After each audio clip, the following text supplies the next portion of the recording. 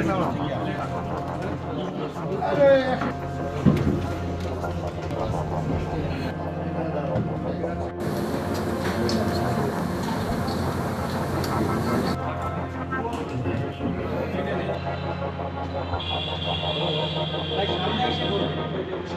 আসেন, এসে তারপরে ঘুরেন।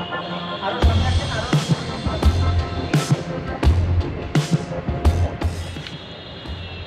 গত ৩ এপ্রিল দিবাগত রাতে খুলনা মেট্রোপলিটন পুলিশ এবং বাংলাদেশ সেনাবাহিনীর একটি যৌথ টিম খুলনা মহানগরীর শিশু সন্ত্রাসী গ্রেনেড বাবুকে গ্রেফতারের লক্ষ্যে নগরীর শামসুর রহমান রোডে তার বাড়িতে অভিযান পরিচালনা করে। অভিযান শুরু হয় রাত ১টায় এবং এটি শেষ হয় সকাল ৭টা পর্যন্ত।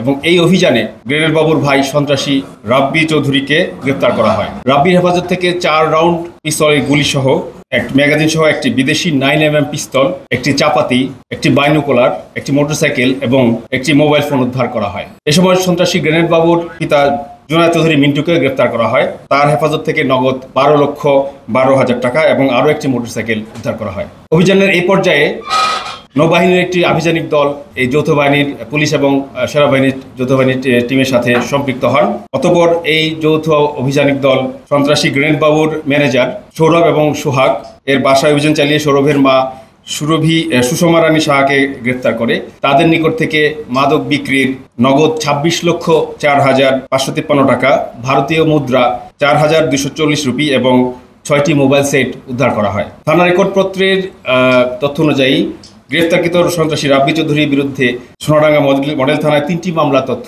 পাওয়া গেছে এবং এই আসামিদের বিরুদ্ধে অন্যান্য সকল আসামির বিরুদ্ধে মামলা মোকদ্দমা আছে কিনা সেটি আমরা তথ্য যাচাই বাছাই করছি। গ্রেফতারকৃত আসামিদের বিরুদ্ধে অস্ত্র আইন, মানি লন্ডারিং এবং অন্যান্য আইনে ব্যবস্থা নেওয়া হচ্ছে। ম্যানেজার যে আছেন সৌরভ এবং তিনি আসলে গ্রেনেড বাবু আপনারা জানেন মাদক ব্যবসায়ের সাথে সম্পৃক্ত এবং তার সাম্রাজ্যের অংশবিশেষ তার যারা সহযোগী আছে তাদের মাধ্যমে সে চালায়। তো বেশিরভাগ সময় সে হয়তো এখানে এলাকায় থাকেন না, কিন্তু তাদের মাধ্যমে উনি পরিচালনা করেন।